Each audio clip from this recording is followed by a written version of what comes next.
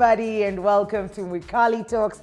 How have you been since we last interacted? I hope you've been having a great time on this channel and keeping up with the content that we keep churning out. We have so much more in store for you today, and today's conversation is just one of those. Just before we dive into it, quick reminder of where we are and why you need to be a part of this community is because Twiva is an amazing hub for influencers. It's an amazing platform for business people, making sure that their platform connects business people to influencers and vice versa, helping you create content that is world-class.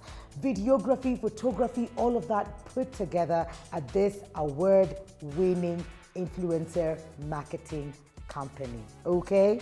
Visit them, Upper Hurlingham, Kose Heights, 3rd floor. Okay? Let's do this. Now, today's conversation is one that will need you to breathe fast. It will help you to be more conscious.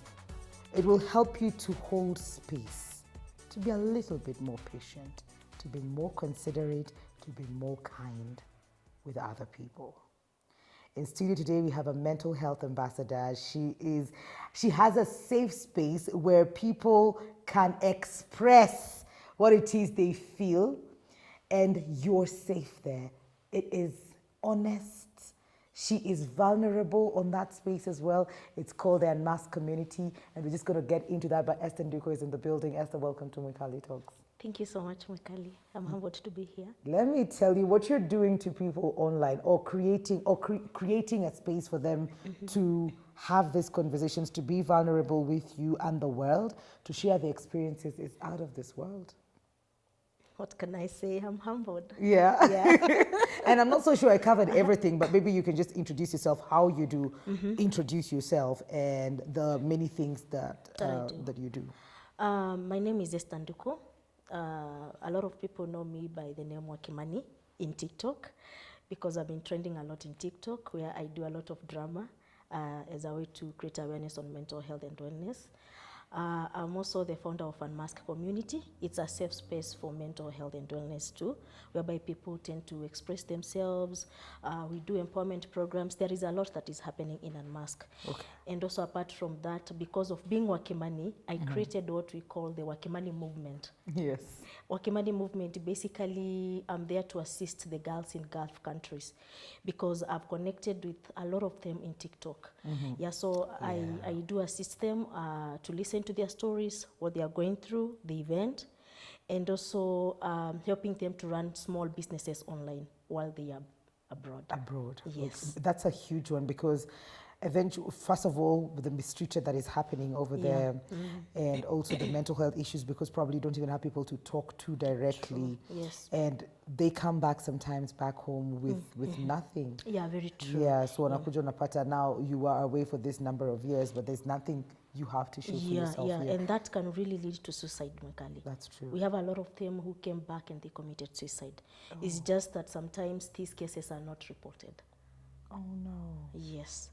So as a way to prevent that, I took, the action to assist them, train them on how they can run business on the digital space. And so far, so good. I think I have around 100 plus so far in my platform. Yes. Esther. Yes. That is huge. That is me. That is really huge. Yes. But not everybody has the grace, the patience, even the willpower to do what you do. It does not come easily. It's not God-given. It's not inborn. It's not a school that you went to be trained to do these things. Yes. It is. It's coming from somewhere. Yes. Yes. And that's where I want to tap into. That's where I'm going with this. Yeah. Like, where did this come from for you to be able to have this much grace, patience, and space for other people? Personally, I'm a survivor of so many circumstances. Okay. When it comes to mental health. I think you're a victor, but it's okay. You continue. You've beaten them who collect right center. A lot of them. Yes. I've survived childhood trauma. What happened? I was raised by a one-unit parent. Okay. I've seen my mom getting divorced. I experienced the domestic violence at home, and that really affected me. You know, when a girl now you go back, a child goes back to the grandparents and you're not seeing your mom. There are changes happening. You have no one to talk to. The environment that you are might be also toxic. We have the Shamba boys there. You have started growing, you know, and they might take advantage. You're so scared to speak. So that gave me too much trauma. Okay. That when I became an adult, I came to realize that I was molested, I was abused, and I thought it was normal. And also, because of the childhood trauma now, I grew up with a lot of insecurities. Remember, there was no one to guide me. No. Yes. So I got myself in a relationship that led into depression. So I've survived severe depression, actually.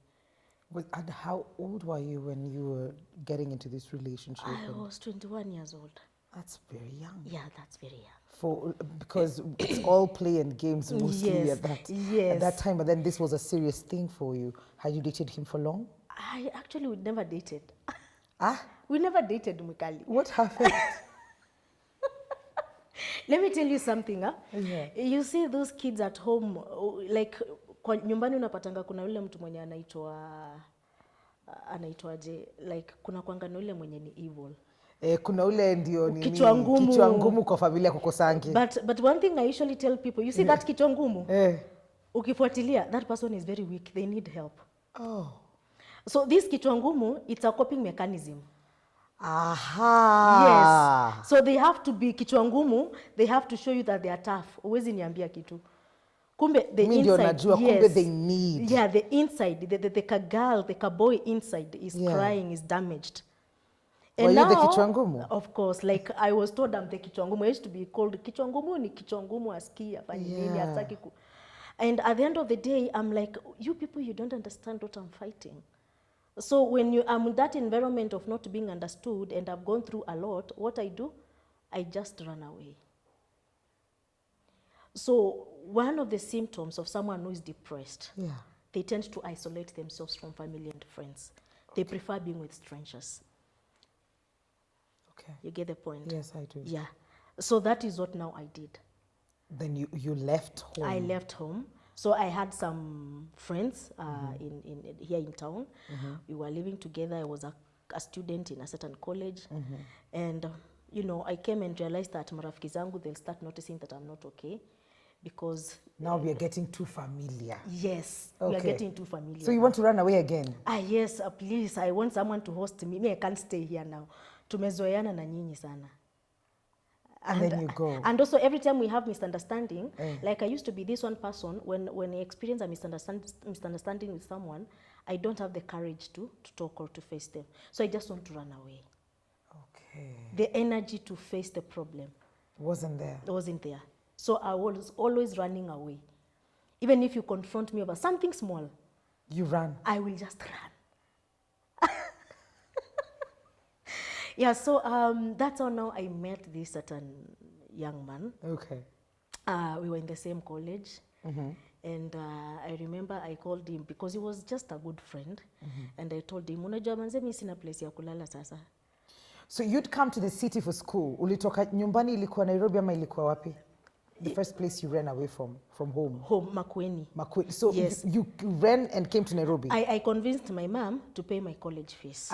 Okay. Yes. Okay. So when I came to Nairobi, I was supposed to stay at my auntie's place. But again, mambo ya relatives no stucky. Because I know vile itakuwa. Yes. Yeah. So I told my mom, I have friends watani host. Okay. So nilikuwa nakaa, kuna hostels zinakuanga pale nyuma ya Kenya High. Not Kenya High, sorry. Kenya Polytechnic. Nairobi Technical. I think that's the name right now. Nairobi Technical College. Upper Railways. Okay. There are some hostels nakuanga. That was kitambo. So we used to stay there with my friends. Okay. And life was good.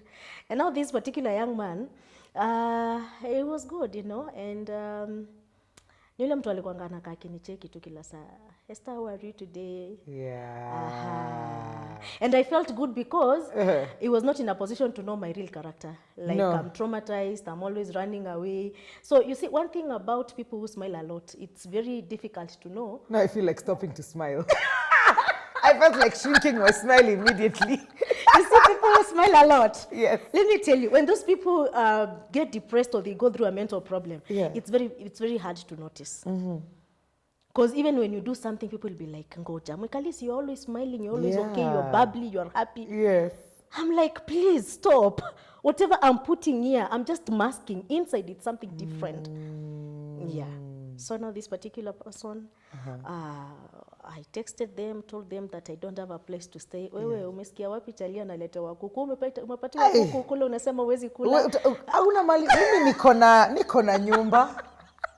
Niko na mahali unaweza jiekelea upumzike. That's what he told me. Kuja uishi vile unataka Esther. Hey! Nitakuwa nalala kwa kiti, wewe unalala kwa kitanda. A very good proposition. Niko no msema nzesi yako mpoa. Lakini gentleman. He's a gentleman. Lakini si brother yangu, you know. Yes. Alilala kwa kiti kweli. And things happen. Well, acha tu.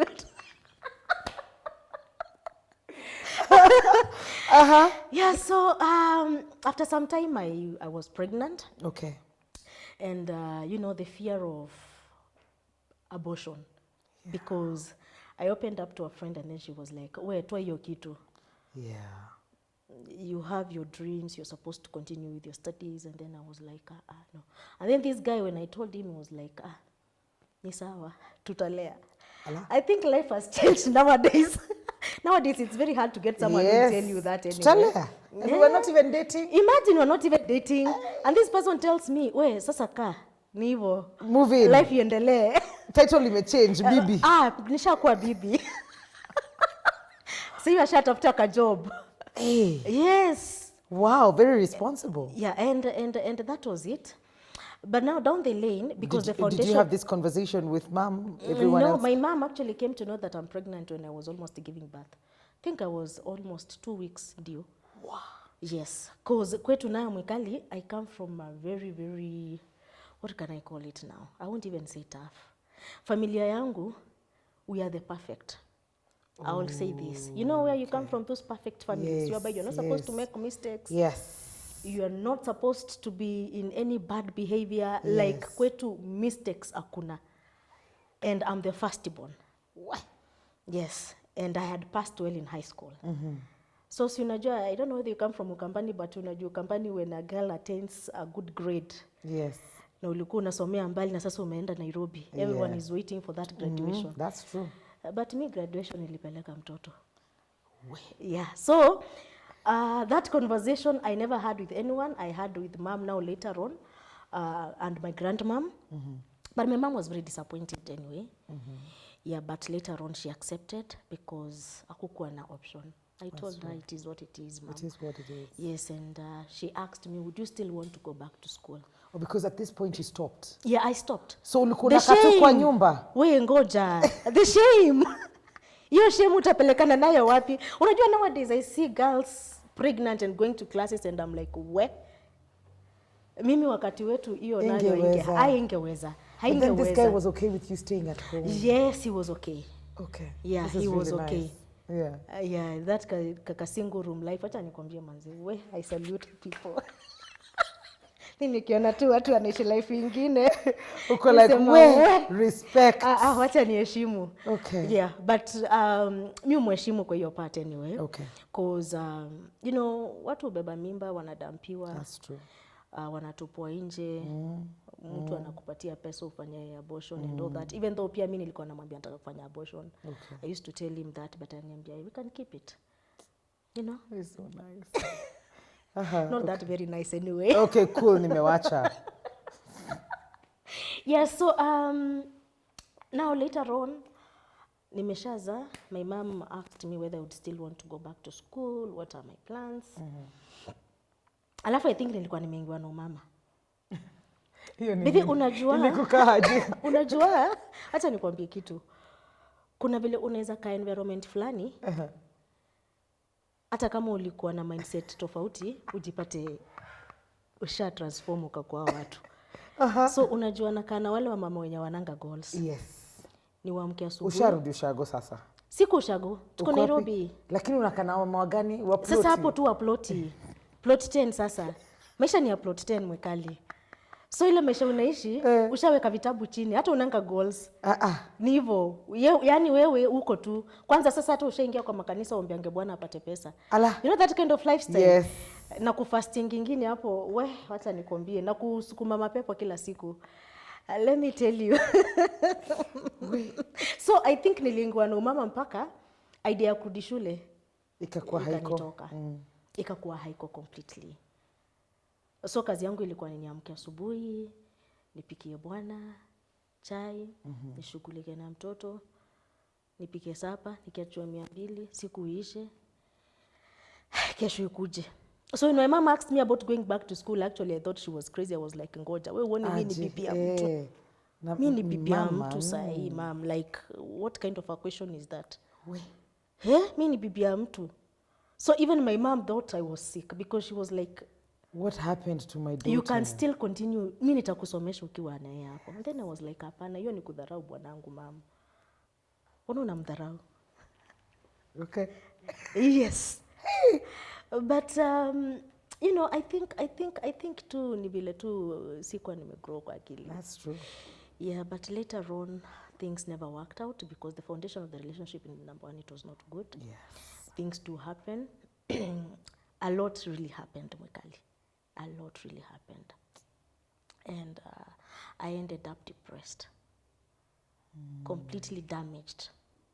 Because now we had a lot of infidelity issues. Yeah. And at some point this person reminding me that we didn't start the right way. So, alafu unapata pia alikuwa na watu wake anyway. So watu wake kama mtu, alafu I think sometimes mimi wanasema unajua hauwezi force mtu akue husband ama wife. You can never force someone to become a husband and wife. And I've seen a lot of people doing this mistake whereby you become pregnant and you're forcing this person to become your partner. You want them to be responsible. And maybe their time is not yet. It is not. Yeah. So for me, that is what I was doing. I'm praying for this young man to be a husband. But ni time yake ya kugrow. Yes. So I used to blame him. I used to feel so bad that he was not acting right. I used, you know, but later on in life I came and discovered that ilikuwa face yake ya kugrow. Yeah. So a lot happened. I was depressed, infidelity issues. I became suicidal. During this marriage? Yes. Okay. Until in 2015, December, when now we had to part ways. That is when I gave birth to my second born. I gave birth to my second born in 2014. But now the depression escalated in 2014 when my mom had a very bad accident. Okay. It left her kind of disabled, her both legs, hands. And at that point, mind you, now I was serious. I want to go back to school. Wow. And I remember I told my mom, now mom, I'm ready to go back to school. This thing is not working. And then she told me, ni sawa, you know, kuja nikupeleke, I'm ready. Nikamuuliza utakaa na watoto because nataka kutoka. And then she, yes, I will. Oh my God. Yes, I'm ready. And 1 month down the lane anapata accident. So ile pesa yote alikuwa amekusanya. Kaingia wapi? Pale kwa medication. Kwa medication. So now Mwikali, that was the worst now actually, because the reality hits you. You are now exiting this marriage. Yes. You're going back home to stay with your mom who is not okay. She's not able to do anything. You don't have any skill apart from your Form 4 papers. You don't know how you're going to provide, and it is what it is. It was a very difficult moment for me. And I remember taking my kids back home to my mom and talking to a friend. She's based in Dar es Salaam, and telling her that nakuja. Dar es Salaam? Yes. Yes, so I left to TZ. What was happening in Dar es Salaam? Why did you? I just wanted to go because it was just, I just want to get out of this space. Yes, I want to go because number one, the shame which comes with you're a child of a single mom. So now you become a single mother, like your mother. It's like you're a failure. You don't have any papers. Your small cousins are in the university. Wewe uko hapo na B yako kubwa. What have you achieved with your B? Nothing. You know? You have nothing. Umerudi na suitcase kwenu na watoto wawili. Yes. Na kwanza huyu mtu hata ajileta mbuzi kwenu. You get the point? Yeah, zitu zinakuanga tu tatu. Hata si tatu tu. So hizo tatu. Hakuna hata moja. Na hizo masiku zilikuwa cheap, 2,000 unaingia pale kwanza ukambani unajua wakati kuna kiangazi unapata mbuzi haraka. Mwe hakuna. So now you know I had the fear of facing now the society. Nitaishiaje? Yeah. And there is a lot of judgment, let me tell you, and I usually tell people, let's try to be kind. Yes. Even when you see people making mistakes in life, don't rush to judge them. Please. Ama usemangi ati msichana wa fulani mnaona vile amekaa, because that is what by they used to say. Usikue kama so some cousins, you'd hear them getting advised by their parents, usikue kama fulani. Mnaona vile cousin yenu usaiana life amechapa. Na hizi stories lazima tu zitakufikia. Zitakufikia. Yeah, so it was very traumatizing. But I felt good. I took a break. I left to Tanzania. I told my mom, ile kidogo nitakuwa napata na kuwekea. I don't know what I'm going to do, but let me just go. At first she thought that I'll just be in Nairobi. But by the time Johnny ifike, mimi nilikuwa nishavuka boda bana. Nilikuwa lunga nilipitia ya Mombasa. Yes. That's why napenda Taimid. Walinipeleka. Walikupeleka. Hey. Yeah, so you know, when I was in the college, I was studying film production. Okay.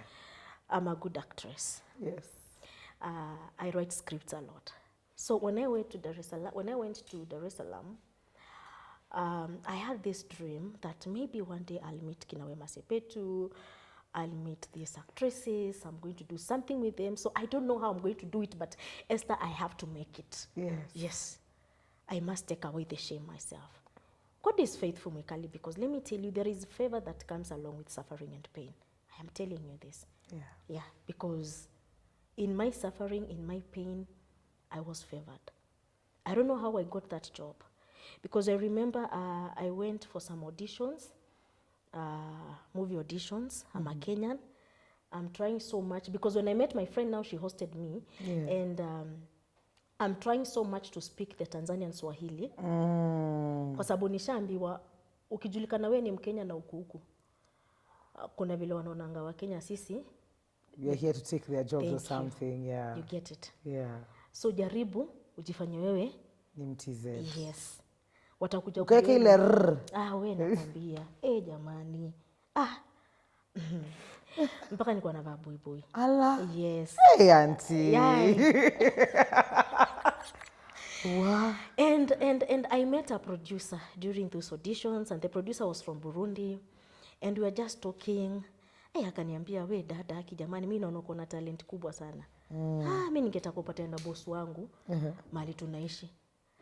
And that is how I ended up working with APAO. It's an organization inafanya nini, inakaa na watoto wenye wamelelewa places za vita.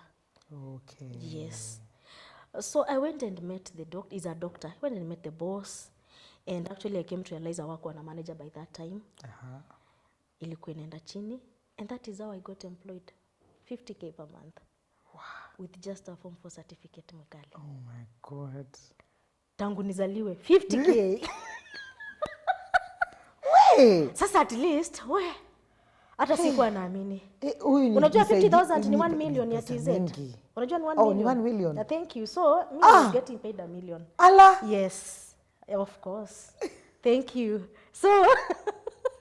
So that 1M, naka hivi najiuliza nalipwa milioni. And you know what? Like imagine, so because of speaking English, nothing else, and smiling. So when I met the founder of that organization, akaniambia, you look good. Yes. Unaongea vizuri. I like your English. Jesus Lord. And then I'm like, wait. Hii ngosa yangu ya Kenya. That's why I advise Kenyans by this. As ingine just ebu tembea kidogo. Tembea kidogo. There are opportunities out there. Yes, there are opportunities. Wow. And I was doing well. I started doing well. I started supporting mom back at home. I got some good gigs anyway in the movie industry there. But sasa huko nyumbani wacha nikwambie kitu. People can really talk. Now I thought that unajua saa zingine unafikiri ukiwa na pesa depression itaenda. Yeah. Unaona. But one thing I've realized is that depression doesn't choose. It can affect anyone. That is true. whether you have money or not. And that is why we have a lot of people who are wealthy. They go through these mental problems and they can't speak. Yeah. Because you tend to hear people saying that, sasa wewe uko na pesa nini na Shida yako ni nini? Shida yako ni nini? So they don't understand that having money is not all. Depression can affect you, schizophrenia can affect you, bipolar can affect you, you can be affected. Yeah, depending on the different situations that we encounter. So this phase you're going through at this particular time, you have money, yes, you have gigs, but still... But still I'm wounded. Something is not okay somewhere. And then the worst thing is when now you start getting now stories from home that she's sleeping with men there. How can she afford such a lifestyle? Huyu mtu si hajasoma. Hata I thank God nowadays we have what we call content creation. Acha nikwambie. Digital space imekuja kuchange a lot of. Oh my God. Yes. So now it was a problem that, it was a problem that hauna kitu. Yes, because sasa venye umepata. Yes, because now these people already, they know that me I'm a Form 4 leaver. So Form 4 leaver sasa anakaa maisha mzuri aje nje. How? Where does she get the money? Kwanza ako abroad. Yeah, ako abroad. Ako in a foreign country. Yes. Anapata pesa aje? How does she get money? Oh my goodness. Ashakuwa nini? Prostitute. They say that about you? Yes, of course. And when they see me on these sets, you know, you post pictures in social media, unapiga picha na maselebu huko, so they are like, ashakuwa. So rumors were just running around. And then by then, my ex I think aliaffectiwa pia na the fact that now, nilianza, I was kind of doing well. And he tried now coming back. Oh. Sasa turudiane kwa sababu, you know, you have something now. That's what I thought. That's what I felt. But you know, for me, I was like, we niko na pesa yangu. I'm not coming back to you. Yes, good. I'm okay. And because of the pressure, you know, there was too much pressure. My mom now, even at some point, she was like, rudi nyumbani. I don't want you to be there. And you know, sometimes our parents really threaten us. Nitakufa. Mzazi akikwambia unarudi mbio. I will die. If you don't come back, I'm going to die. And so you're like, now, why should I continue being here? Let me just go back. So you left it for what? Was there I something left. else? I had to leave. Was there something in Kenya that you were coming to do now? Now, I thank God because when I came back to Kenya, immediately I got a scholarship. Okay. There is a college called EduLink. And by that time, it was affiliated with Northampton University. So I got a scholarship there. But no, unfortunately, when I came back, that was now in 2017.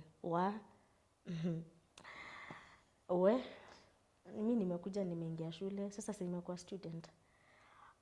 Madhe ameniambia, mimi nitakuprovidea sasa usiniulize pesa kwenye natoka. Unajua wazazi saa zingine wanaweka pesa. And you are not in a position to know. And I was cool. I was like, okay, now. But deep inside still, I'm fighting a lot of demons. And by the during this time, I'm having a rebound relationship. The worst thing someone can do is you are depressed. You just came from a failed marriage, and now you have a rebound relationship. Now that is death. So actually, you are walking, but you're dead. Because now this relationship, instead of healing, unaongezea vitu zingine. Because now this person has expectations. They want you to act in a certain way. They want you to forget your past, like instantly forget. Let's move on. Actually, I want to marry you right now, like nataka tuoane. For you, you're like, I don't want this. Now they start giving you more pressure. So at the same time, it was very difficult for me. But I managed to come back. I said, okay, let me settle now. I was living in Kikuyu with my young sister. My young sister, by then, she was in a Presbyterian university. And the first semester was quite good. This is a good student. I'm back, I'm smiling. But I'm still isolating myself from people because what I'm fighting, sometimes I used to cry, like whereby you just close yourself in the room and you just cry. Sometimes in the bathroom, in the shower, you feel safe crying. You're so crushed. You're like, how am I going to fix my life? Like I want to fix, but I feel I have a long way to go. I don't know where to start. Yes, my self-esteem was zero mwekali. It was extremely zero. Because you see one thing about plus size girls, we tend to feel, okay, for me, I used to feel that I'm not beautiful enough because I used to look at myself and ask myself, like, why is it that my ex used to cheat on me that much? maybe I was not beautiful, so I was struggling to cut weight at the same time. This weight is not going anywhere. Tell me about it. I'm telling you, it was a very difficult phase for me. Yeah. Yeah, I didn't have confidence in myself. I look at my friends, they are doing well, they're already driving. What do I have? I have nothing. But at least I had the hope of now I'm in school. Yes. Let me do something. Yes. So one day, it was on a Saturday morning, and my sister wakes me up and she tells me, Ebu Amuka, Esther, you are trending. Aye? And then I'm like, where? Then she just tells me, Amuka, Ebu angalia simu yako. And then nachukua simu, naingia online, Mwekali. You remember wakati wa Kilimani Moms and Dads Uncensored? Yes. Nilikuwa nimeanikwa hapo. Actually, the title I remember was the #1 prostitute in Ukambani. Like, I think ni kama nimepatiwa #1. Unajua kuna prostitutes wengine, lakini mimi nimelead. No, tucheke. But nobody is a laugher. I usually laugh about una it. lead in what? Ni cast ni clientele, na lead now, na lead kwa sababu mimi ni mrembo, na lead. Yani, unajua, nimepatiwa namba. Unaona kumepatiwa #1. Umepatiwa namba. Inamaanisha wewe, wewe ndio unawachukua wote yani. The #1. And then a fake story was written down there of how I usually go to different countries. Sijui mara niko na wazungu. Lifestyle yangu ya TZ, it was sponsored by someone, I don't know, I'm telling you. Alafu vile nimeachia mamangu watoto, mamangu ni mlemavu anateseka. And then my pictures zilikuwa zimewekwa hapo. And then nakumbuka ka statement kamwisho kalikuwa kameandikwa, anyway, canvas and witchcraft. Si bure. Mkamba anaendaje TZ apigwe picha na kina Wema Sepetu and the rest, like kwa nini si bure? Yeah. Kamuti. Oh my God. Alafu namba zangu zikaekwa hapo 2. Namba ya simu? Of course. Za ukweli. Yes. So simu yako iko... And I'm telling you, missed calls. Unajua nilikuwa nimeweka simu silent, so ndio reality inanihit, niko na missed calls kibao. Nilipanic. Hapo ndio sasa nilianza ku experience anxiety. By the way, I do manage anxiety and panic attacks since then. Nilipanic. And umeishika simu hivi haitulii. And most of them, even some men were texting me in my WhatsApp. Others just direct messages. How much do I charge? I'm beautiful per night and all that. Wow. And then I remember going, no, I took screenshots. Unajua wakati mtu amepanic unashindwa sasa utafanya. So nakumbuka nilichukua, my sister amekaa tu hapo tu ananiangalia hata anashindwa nini atasema. So nilichukua screenshots hiyo post yote, and then I went to my normal Facebook account, nikaweka hapo. Ukaweka nini? Nikaziweka tu hapo. Hizo screenshots? Alafu sikumbuki hata niliandika nini. Sikumbuka nini niliandika. But one thing I remember, someone texted me immediately, akaniambia zitoe. Just delete. Zitoe. Mimi niko hapo nikikwambia zitoe. Delete. And nikaenda nika-delete. And then after that, mtu akanipigia akaniambia just switch off your phone. Yes. And then I switched off my phone. And that was it. But now let me tell you. Unajua sasa kuna wako ka hype kana kujangu unasema after all I don't care. But reality. Unajua kitu ya kwanza situation ikikupata ni kama mtu akufe saa hii haitakuhit. Inakuhit after some few hours. Yeah. So after some time ikaanza kunihit sasa. Chenye kimeandikwa hapo. Alafu social media never forgets. And I remember in my WhatsApp, actually my ex-husband alikuwa alinitext. I had so many WhatsApp messages. Alikuwa amenitext na the same screenshots. Alikuwa ameniambia it's good, I feel it's good, I take my kids. If this is what you've been doing in TZ and all that. So the trauma of losing my babies. What? Yes. And now, actually my worries were that my mom akikuja aone hiyo post ama akuja ambiwe. Itakuwaje. But anyway, After some days, I remember I started becoming now serious suicidal. Like I want the suicidal thoughts. I want to kill myself because how will I face the world? Going to school, I was going to school, but again, I look at my classmates and I feel like they know. And by the way, wako wanajua. In EduLink, huku unapatana na watoto wenye hata hawakwangi social media. But for me, I had this feeling that they know. So even looking at my lecturer, like I used to feel like anajua. So nilikuwa nakaa pale nyuma kwa class, I look at everyone and I'm like, all these people know. So they are looking at me as if I'm a prostitute, but I'm not a prostitute. So now within the first week, ilifika mahali, and then I said, I'm not going back to school. And I remember talking to the dean of students and then telling her that I don't feel that I will continue with education. And then she asked me, what is it? I asked her, you don't know? She told me no. She's a white, by the way, like a white lady, but hata zio masiku sikuwa nafikiria na Kilimani moms wanapatana wapi. So I told her that I'm going through some issues. And then she was like, Esther, this is an opportunity for you. And I was supposed to go to UK after 2 years, actually, I remember. Imagine. Wow. So I told her, me, I'm not interested anymore. I want just to go. And then she asked me, do you think it's good we consider you after some time when you're okay? I told her, yeah, we're going to keep in touch. And I thank God for her because she excused me. I think she understood. I think she did. Yeah. Let me tell you, it's just that the other day I'm able to see that we Africans now, we are embracing mental health. Yeah. The whites, I'm sorry to say this, they do understand what is mental health. Yes. When you say you're not okay, they will understand you. But when you tell a fellow African that you're not okay, you're like, hauko sawa aje. Jikaze. Jikaze. Unaona? Kisabuni, bro. Yes. So, after I was excused from school, now that is when I started now thinking of how I can commit suicide. I used to feel voices. It's like someone is calling me. I'm walking and sometimes I'm reminded that, you know what, you're failed. No one will ever believe you. You're alone.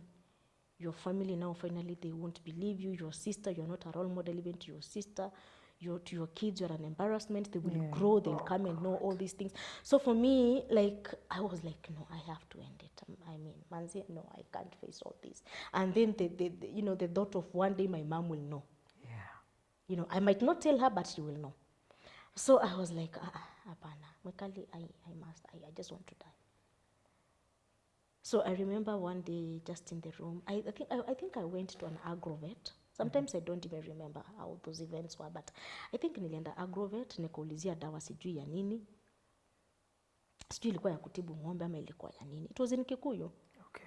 And this person I met, aliniangalia na ile jicho ya, uko sawa? And then I told them, yes, niko poa. Babangu amenituma. Baba mgani wewe? Alafu akaniuzia dawa na akanipatia na nikabeba. Nikaenda nayo kwa nyumba. I thank God that time it was a weekend, my sister was not around. So nimeingia kwa nyumba nikaangalia dawa. Alafu nikaanza kufikiria nao between dawa na kuchukua kamba nijiweke pale juu, which is better. Kozi dawa mtu anaweza kuja ni rescue. But nikijiweka kamba pale juu ni haraka haraka. And then again I started saying that let me note somewhere that I'm going to die. So I took a paper and a pen and I wrote a letter to my mom apologizing for failing her. And after that nikachukua hiyo dawa sasa nikaanza kusema anyway sasa by the time nianze kuweka kamba huko kamba nitatoa wapi?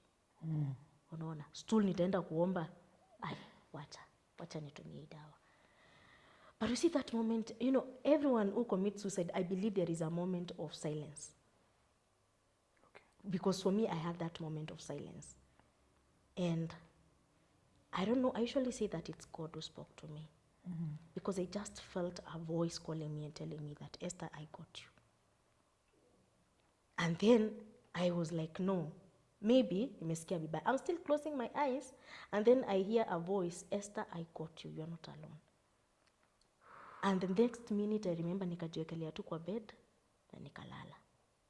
Without taking the thing? Yes, nikalala. Okay. So kulala niliamka kitu kama majioni kabisa, kwa hiyo ilikuwa morning hours kitu saa 4 hapo asubuhi.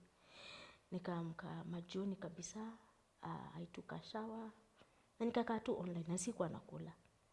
Alafu wacha niwaambie kitu. Unaona watu unaona mambo ya unapata Wakenya ati mtu ako online saa 6 ya usiku. Hiyo ni masaa ya kulala. Watu wanakonga wanafanya nini? Most of these people are going through hell, my friend, mentally. Yes. Insomnia, let me tell you, it's a symptom of a mental problem. If you can't sleep normally, that's a symptom. There is a problem. Yeah. You're supposed to rest.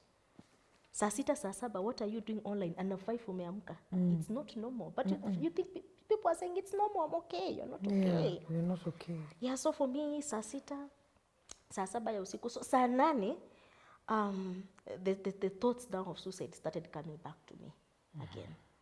And then I remember there was this one person online, nilimtext. Namitanga my guardian angel, nilimtext nikamuuliza, what are you doing online at this hour? Akacheka akaniuliza wewe unafanya nini online? Nikamwambia ni situations za life. Ni situations za life. I'm not okay. And then I started venting. Okay. And this is a stranger. I thank God they listened. And after talking, akaniambia it's okay. Can I have your number? We're going to talk tomorrow. And let me tell you, that is the moment I started now seeing the light. And I believed when God was telling me that I got you, he knew what he was doing. Yes. He was preparing someone for me, to come and help me, to guide me. Because I remember when now I knew this person, he asked me, what would you like to do? I told him that I want to shift from my sister's place. I want to go to my own place. I don't have the money, but I want to be alone. Okay. Akaniambia tafuta kwenye unataka kwenda. Yes. And let me know, of course. Yes. Tafuta? Yes, tafuta mahali unataka kwenda and then let me know. Mahali unataka kuhamia and let me know. Yes.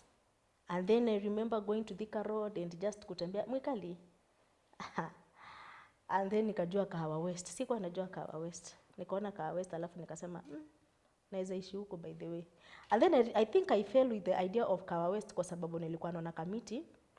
So nilikuwa naona hao watu wako kamiti, mimi na watu na tofauti. Sisi wote tumefungwa. So I was feeling good, like nikiwa hapa at least naona kuna wafungwa wenzangu. So by the most of the times nikiwa Kahawa West I used to visit Kamiti. And then I met a friend who was working in Kamiti prison, so I used to go there. Now wafungwa. So for them wana feel vibaya, but I'm like, you people, we are not different from each other, we are the same.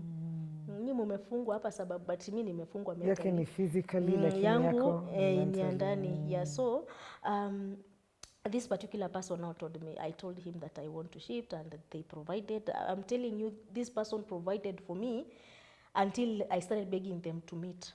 We meet. This whole time, Esther, this person you've never met I've never met. Ile picha ameweka Facebook si yake, hata majina yake si yake. These are just a stranger. And they took care of you. Yes.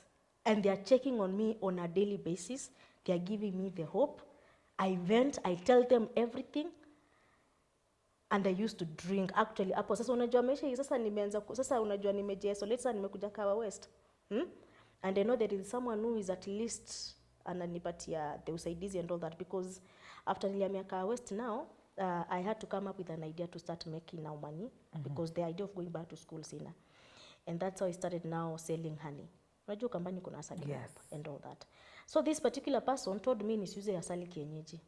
I brand, I get the bottles and all that. So they were there to support me, and I'm getting my small money and all that. I'm doing well.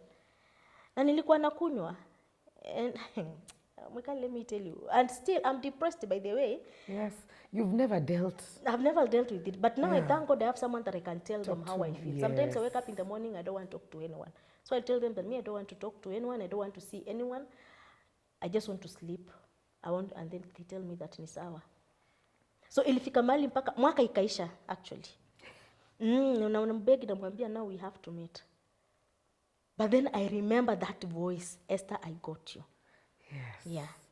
Miracles do happen. Sometimes, let me tell you, God acts. And they were never ready to meet me. Actually, I think I pressured that person until I met him.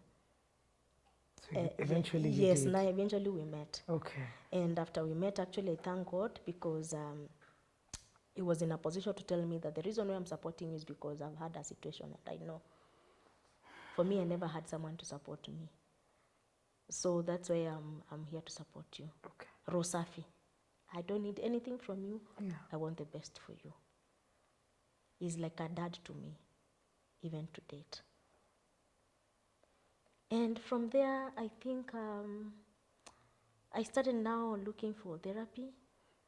I was able to pay for therapy sessions. Though sometimes, let me tell you, I don't know how I'm going to put it. Put it the way you feel like. Because, you know, it's very bad when someone is going through depression and you visit a psychiatrist and you're given the charges and then you ask yourself, what? See, it's better than to die. Because you don't have that amount of money they're Yeah, asking for. the charges are very high, Yeah. actually. So you find that you'll go for therapy this week or this month, next therapy in after 2 months. Yeah, because it's very costly. Yeah, it is. So actually now, after being able not to manage to pay the charges, I felt it's good to seek help online. And we have a lot of apps online, actually. And I used to Google a lot. I used to watch YouTube tutorials. And I thank God because through online therapy, I managed to overcome a lot of things. I reconnected myself back to the little girl, the traumatized girl. I had to go back to the girl to make her understand that it was not her fault.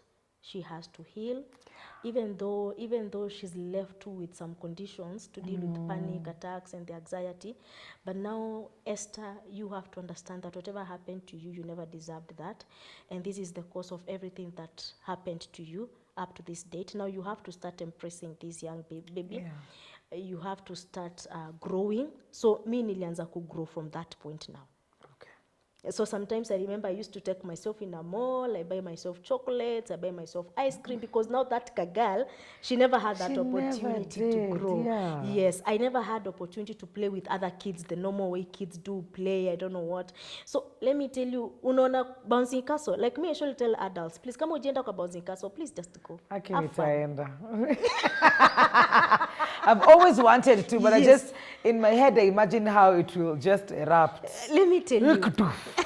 Baby, kama hujawai grow like the normal growth ya mtoi, or if something has ever happened to you while growing up, just reconnect yourself with that little baby. You will love it. Okay. Yeah, you will love it. So for me, I went back now to being a child, to being a baby. Yes. When I'm taking my kids to bouncing castle, we are there playing. Kati tuko hapo tunacheza. And you know, some people are telling me that you need to mature up. I'm like, wait, me I'm a baby. Me I'm not. Me I'll mature with time. For now I'm a baby. And that really helped me a lot to heal, to discover myself, and to come and understand that sometimes it's okay not to be okay. And just because someone has gone through a life situation, or maybe they have had a bad past, they are not defined by that. So I got the confidence even to face my fears, to face the society. A lot of people used to ask me that, is it true whatever we read in social media? And I remember telling someone that I won't explain anything. I'm not going to explain anything. If you feel it was true, then that's up to you. But for me, I know whom I am. So the time to explain and to talk, and no, I don't have that time.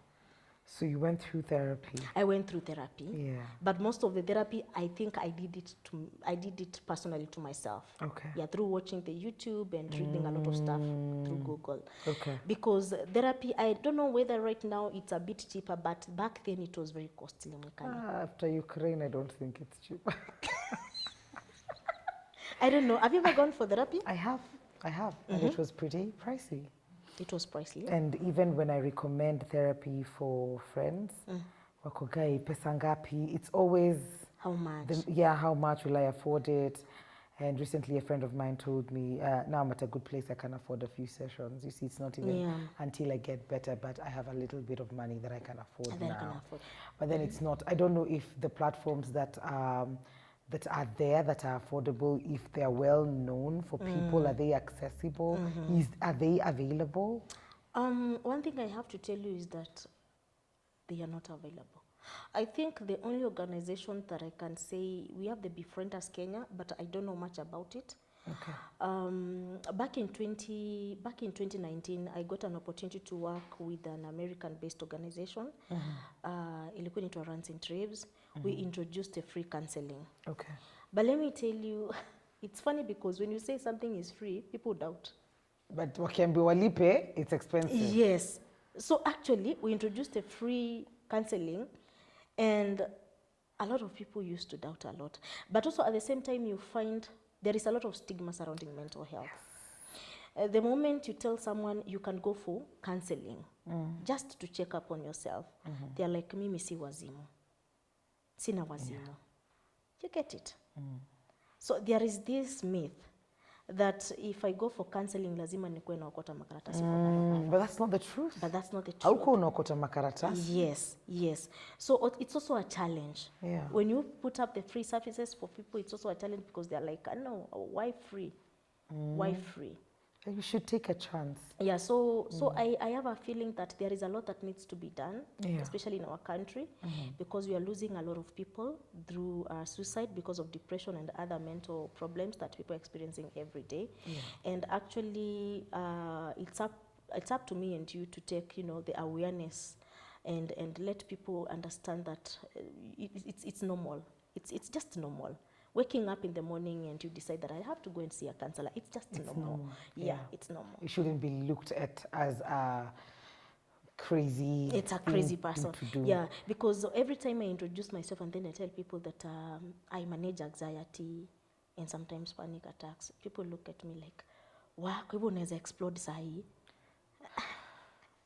Wow, kwa hiyo tukairada.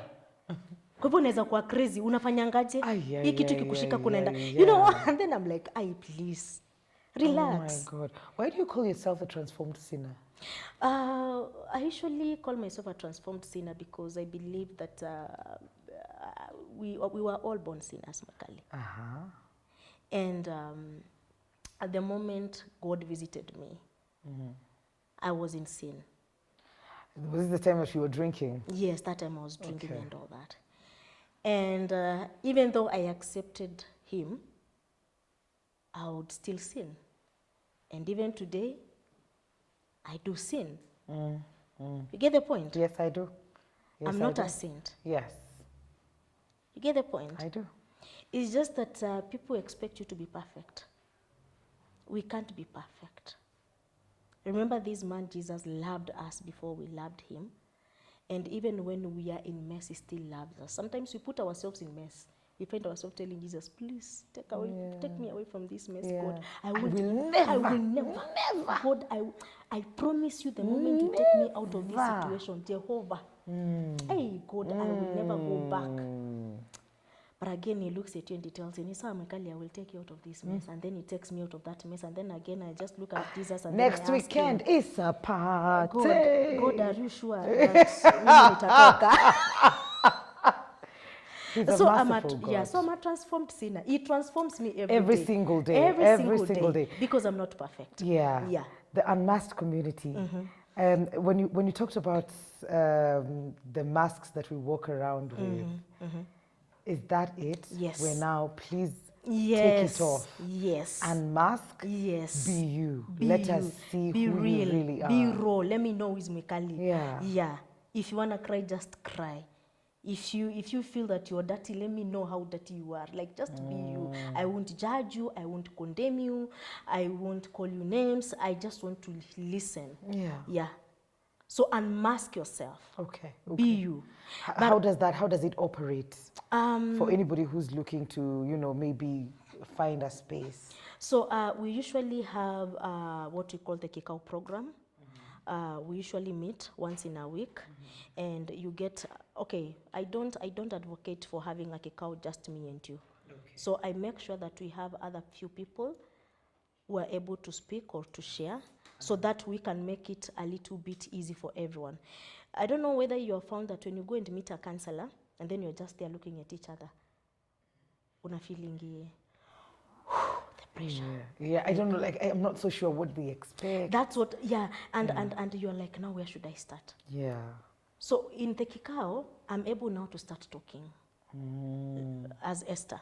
Yeah. Like yesterday, actually I was talking to our friend here, like yesterday I wrote something in social media, in my Facebook, and I was just trying to explain that I've been experiencing panic attacks. Yeah.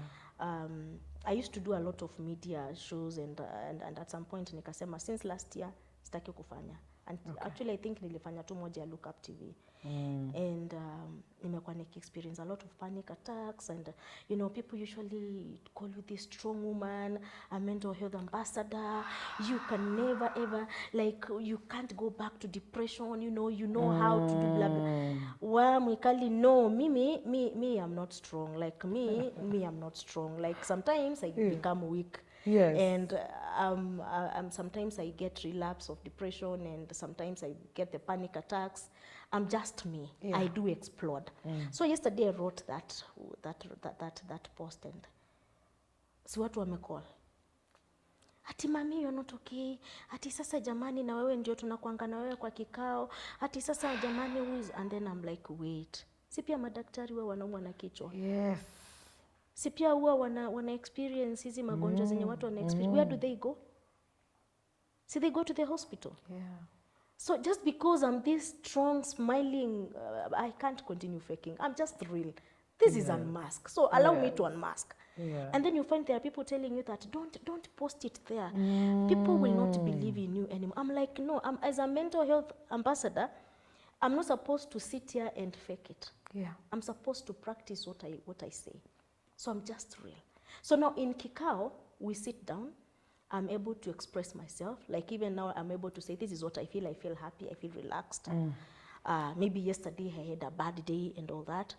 So it gives the person who is going through a situation an opportunity to speak out. Yes. An opportunity to cry, an opportunity to be real to themselves. Yeah. And from there, we are able now to assess and see how we can help that situation. We take the action. We just don't give stories and leave them there. Okay.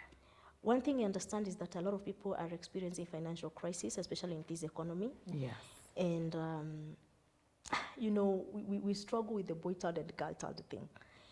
And you see, even if you look at our news today, you find that a lot of men are committing suicide. Yes. Than women. So I encourage a lot of men to speak, to share. And every man that I meet, they will always tell me, Nyapa, ni pesa. I'm not able to provide. Yeah. I'm not able to do what I'm supposed to do. So now, what next? Yeah. I understand you're not able to provide, but are you supposed to live there? Are you supposed just to continue suffering mentally? No. Which steps are we supposed to take? And now through Kikao, we are able to do some small business startups. Wow. Yes. Okay. And I do train on small businesses. I'm the kind of a person who will tell you, Mwikali, and your degree, put it down. If umezunguka umekosa kazi, weka degree yako chini sasa. Twende pale Farmer's Choice, tuchukue smokies, tutafute trolley pale Jogoo Road, Juakali sector, na usimame mahali. Utauza smokies. Utaanzia hapo. Hata hiyo kuona watu wakipita, it will help you a lot. You get the point? Yeah. And also helping people come out of this mental slavery. People are obsessed with, I must make it at this age. Because a lot of people, the reason why they get affected when we sit for those kikaos is because niko that na sina kitu. Now, who lied to you that by that you're supposed to have it? Even at 40, you can still make it. So start from somewhere. Absolutely. The obsession of starting big, just start from somewhere. Okay. Go to Gikomba, collect those tops, start selling them. Let me teach you about Alibaba. Let me teach you about imports, how to run your business online. You know, nowadays you have the digital space. That's true. I help these people open pages. A lot of mamas actually, wengine hata uko na smartphone, you don't know what is a Facebook page. That is true, by yes, the way. and so far so good. We are transforming lives. And how do people join? How can people join the community? How do they get in touch with you? We have our Facebook page and also we have our Instagram page. It's just the Unmask community. The unmasked community. Yeah. Do they need to pay anything? No, it's free. Okay. Yeah. So you're doing exactly what your guardian angel did for you. Yes. They stepped in. They did not need to know you in person or your family or whatever it is that you're doing. Yes. They stood into the gap and helped you. And that is what you're doing. That's what I'm doing. And I love it. Thank you. May God keep giving you grace to continue doing this, to keep transforming. And sometimes it's just a conversation. Usikize tu mtu. And one thing, actually, something that I've always said. Yeah. You see, our celebrities are suffering in silence. I wish we could have... Ndasemaje, nimefungiwa nyumba. Thank you. Na niko huku Mwikali Talks. You know, it's I wish you could have our celebrities kina Mwikali and the rest coming out and saying, we mimi siko sawa, sitaki kujua vile mtasema, but Esther, kwa kikao siko sawa. Of course najua niko na jina kubwa, niko na following kubwa, lakini niwaambie kitu, like manze hata nikukopa na kopa nifike hapa. Tumekuzoea kukuona na gari. As a celebrity, I know there is that pressure and all that. But ukikosa pesa ya kufuel, will you die? No. Panda mati nawaambia watu sina. Simjisort. Si hata muniwekee hapo. Si hata munichangie. Hata si munichangie. Haina shida. Kama inawauma sana nikipanda Wakenya watachanga, wakiona umekaa vizuri waanze kuteta, lakini si ni sawa. Si ni sawa. Wakusaidia alafu akuulize mbona unakaa poa hivi sana. Mbona unakaa poa? Si mulichanga. Sasa so I encourage our celebrities actually to come out in large numbers and speak about these mental issues that they go through. Because some of them even end up into drugs. Not because they want to be in drugs, Mwikali, but it's to run away from what is eating them. Because our society have this tendency of believing just because that you are a celebrity, you have it all. You have it figured out. Unajua kila kitu yenye unafaa kukifanya na unaifanyaje. But that is not the truth. The truth is, I think we all need help. We all need a shoulder to lean on. Very true. And what you can do is provide that and be for kind. someone. Be very kind. Reduce on the judgment, increase on the kindness. Thank you. That is what we are all about. Thank you so much, Esther, for coming through. Thank you so much. It's been very, like I said at the beginning, it is one of those, like you just need to sit back and take an introspective look at your life and how you've been carrying yourself and the things that you've been doing. If you've not been kind, then you know what to do. Just be kind now to someone different. And this being that month, we are pushing this message, and not just for that mental awareness month, it's also for your everyday life. Chukua muda, tenda wema. Alafu, by the way, unaweza enda tu zako. So lazima you are loud about it. Thank you so much for tuning in. It's been one of those very mellow. Nimesikiza tu nilikuwa ninachukua. Asante sana Esther, asanteni sana. Inasemanga nini? Please subscribe. Turn on the notification bell, comment right there, share with your family and friends, and let us know what it is that you'd like to see on the show as well. Thank you so much for tuning in. And if you are in the content creation space, please check out Twiva, because they have an amazing platform for you. They connect you with, you don't go to the market looking for business people to endorse their products, because they have that and they connect you with that. If you're a business person then and you're looking for Mwikali to sell your product, then they can do that for you as well. They do videography, photography, all of that for you. So do not sit back. Come on board and experience their magic. Asanteni sana, that is all we have for you today. Adios.